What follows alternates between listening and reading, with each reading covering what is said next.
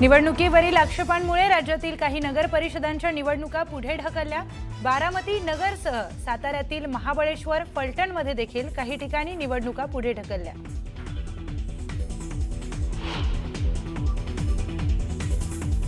डोंबिवलीत भाजप आणि शिवसेना कार्यकर्ते आमने सामने। भाजप प्रदेशाध्यक्ष रवींद्र चव्हाणांच्या कार्यक्रमावेळी कार्यकर्त्यांमध्ये बाचाबाची।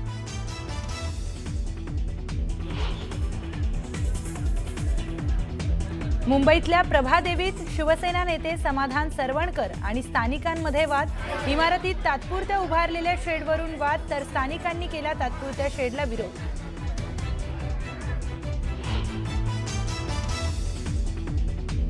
राम सातपुतेंनी विधानसभेच्या वेळी 35 कोटींची ऑफर दिली होती, पण मी दिलेला शब्द मोडत नाही म्हणत जयसिंग मोहिते पाटलांनी केले स्पष्ट।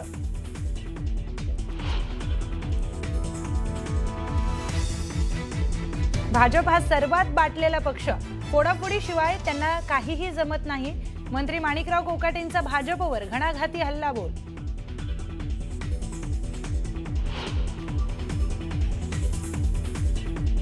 कराडमध्ये निवडणुकीत मोठी दहशत, मुख्यमंत्री इथे येऊन सर्वांना दम देणार। माजी मुख्यमंत्री पृथ्वीराज चव्हाणांचा फडणवीसांवर गंभीर आरोप।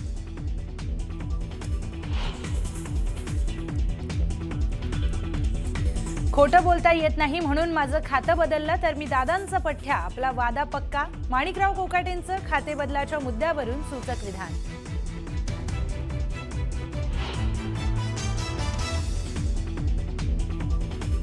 भुसावळमध्ये जाहीर सभेत खडसेंचं थेट भाजपच्या चिन्हावर मतदान करण्याचं आवाहन।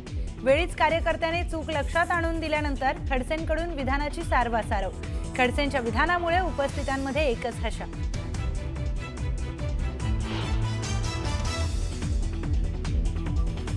पालकमंत्र्यांचं आडनाव गोरे आणि धंदे मात्र सगळे काळे। मेहबूब शेख यांचा जयकुमार गोरेंवर निशाणा।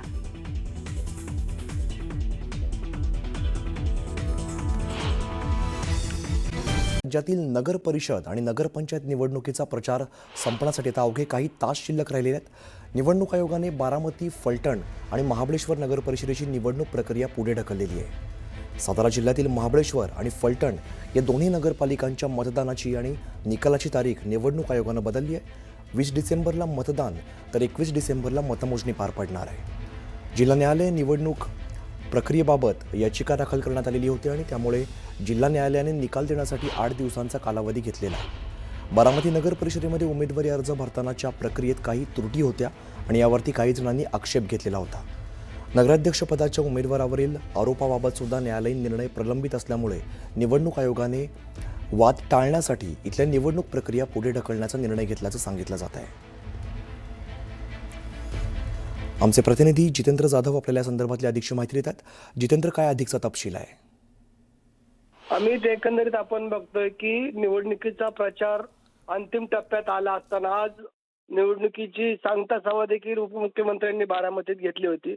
परंतु आपण बघितलं की नगर परिषदेच्या ज्या छाननी प्रक्रियेमध्ये हरकती घेतल्यानंतर इच्छुक उमेदवार न्यायालयामध्ये गेले होते आणि ही प्रक्रिया 26 तारखेला न्यायालयाने बारामतीचंच उदाहरण द्यायचं झालं तर 26 तारखेला जी नगराध्यक्ष पदाबाबत याचिका दाखल केली होती ती न्यायालयाने फेटाळली आणि जी संबंधित याचिकाकर्ते यांच्यावर 10,000 रुपये दंडाची तरतूद देखील केली आणि इतर 8 प्रभागावर देखील हरकत घेण्यात आली होती।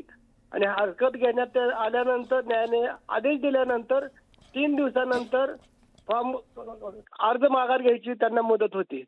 मग 26 आणि 3 29 मग त्यामुळं ही निवडणूक प्रक्रिया लांबली आणि त्यामुळं रात्री उशिरा निवडणूक निर्णय अधिकाऱ्यांनी असा निर्णय घेतलाय की 2 तारखेला बारामती नगर परिषदेची निवडणूक होणार होती ती आता 20 डिसेंबर रोजी होणार आहे आणि 21 तारखेला मतमोजणी होऊन त्या ठिकाणी निकाल दिला जाणार आहे। निश्चित जितेंद्र, धन्यवाद या सगळ्या माहितीसाठी। कराड नगर परिषदेमध्ये प्रभाग 9 मधील उमेदवार पोपटराव साळुंखे यांच्या प्रचारासाठी खासदार निलेश लंके आलेले होते। यावेळेला त्यांनी भाजपाची वाटचाल हुकुमशाहीच्या बाजूने पाहायला मिळते। दोन्ही शिवसेना, राष्ट्रवादी एकमेकांसोबत निवडणुकांमध्ये दिसत आहेत। हुकुमशाही विरोधात सर्वजण एकवटलेले असल्याचे खासदार निलेश लंके म्हणाले। तुम्ही पाहिलं असन भाजपची राजकीय पद्धत जर पाहिली एक हुकुमशाहीच्या बाजूने ही वाटचाल आपल्याला भाजपची पाहायला मिळत आहे. त्याच्या विरोधात हे सगळे आजच्या परिस्थितीत तरी वेगवेगळ्या ठिकाणी एकवटलेले आपल्याला पाहायला मिळत आहे. काही ठिकाणी दोन्ही शिवसेनेच्या युत्या झालेल्या आहेत. उद्धव साहेबांच्या असो किंवा शिंदे साहेबांच्या असो. काही ठिकाणी राष्ट्रवादी काँग्रेस पवार साहेब असो, राष्ट्रवादी काँग्रेस अजितदादा असो किंवा इतर पक्ष एकत्र येऊन निवडणुका लढवलेल्या आहेत. पण असं कुठं दिसलं नाही की राष्ट्रवादी आणि भाजप एकत्र लढलंय, काँग्रेस भाजप एकत्र लढलंय, का शिवसेना एक भाजप एकत्र लढलं असं काही झालं नाही.